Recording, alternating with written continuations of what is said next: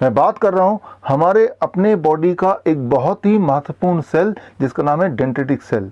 Dendritic cell मतलब आपके body का 95% इम्यूनिटी। ऐसा कानून जो खुद मुजरिमों को पकड़ेगा, खुद मुकदमा सुनेगा और उनका फैसला भी खुद करेगा। आपके पास भी एक ऐसा शहंशाह है जो आपके लिए मुजरिमों को पकड़ता है, मुकदमे भी खुद ही लड़ता है और फैसला भी खुद ही सुनाता है।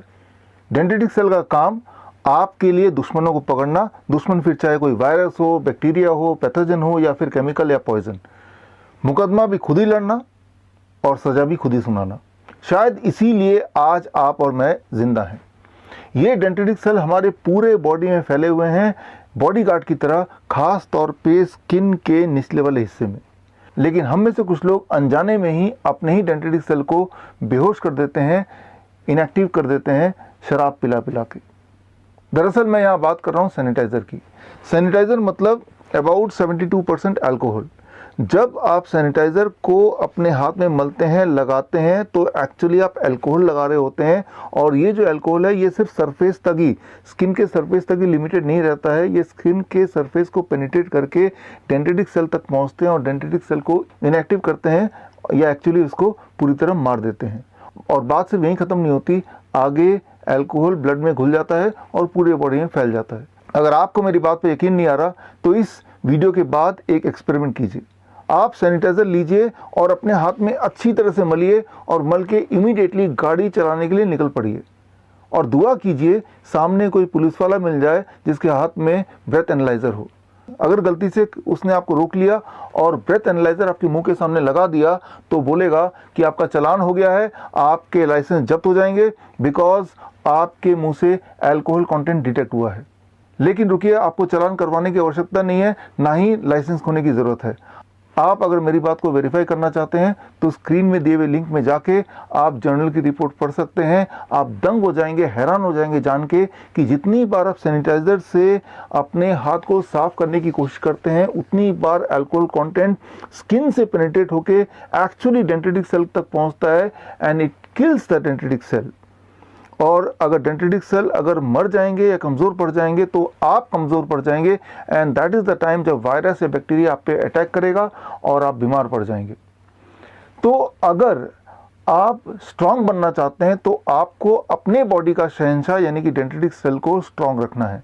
और अगर आप अपने बॉडी के डेंड्रिटिक सेल को स्ट्रांग रखना चाहते हैं तो आपको सिर्फ दो ही बातें करनी है।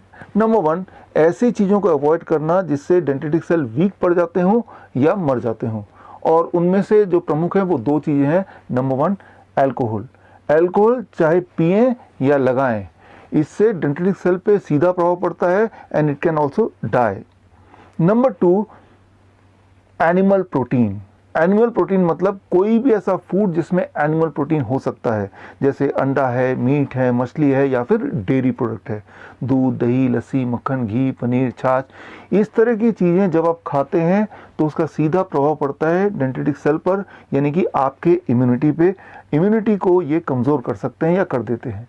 ये तो हुई एक बात जिन्हें आपको अवॉइड करना है। अब एक चीज़ को अपनाना है, दैट इज़ हर दिन कम से कम 0.2% विटामिन सी, टैबलेट के फॉर्म में नहीं, टॉनिक के फॉर्म में नहीं, कैप्सूल के फॉर्म में नहीं, लेकिन फलों और सब्जियों के फॉर्म में। एक बड़ा अमरूद खाएंगे तो 2 ग्राम विटामिन सी आपके बॉडी में चला जाएगा, या फिर 2 मीडियम साइज ऑरेंज या फिर 3 आम लेंगे तो भी 0.2 ग्राम विटामिन सी आपकी बॉडी में चला जाएगा, या फिर 4 टमाटर ले लीजिए, that is equal to 0.2 gram vitamin C. या फिर एक काम कीजिए, कोई भी 3-4 तरह के फल ले लीजिए एंड टोटल क्वांटिटी 300 से 400 ग्राम बना लीजिए, और इतना अगर रोज़ खा पाएँ तो भी 0.2 ग्राम विटामिन सी से कहीं ज़्यादा आपके पेट में चला जाएगा। अगर आप इतना ही कर पाते हैं तो एक्चुअली आपकी इम्यूनिटी यानी कि आपका शहंशाह स्ट्रांग रहेगा, आपके बॉडी का पहरेदार, आपकी बॉडी का बॉडीगार्ड, और आप भी बोल पाएंगे किसी भी वायरस या वायरस के डर को। रिश्ते में तो हम तुम्हारे बाप होते हैं, नाम है शहंशाह। All the best, thank you, जय हिंद। चाहूंगा कि दवा खाने की वजह से आप जिंदा नहीं हैं। मुझे हैरानी है कि दवा खाने के बावजूद भी आप जिंदा हैं। बड़ी ही खतरनाक बात है कि फीवर में दवा लेना, जो सबसे ज्यादा डेंजरस, जो सबसे ज्यादा जो दुनिया में मौतें होती हैं वो दवाइयों के साइड इफेक्ट की वजह से, वो है फीवर की दवाइयों की वजह से।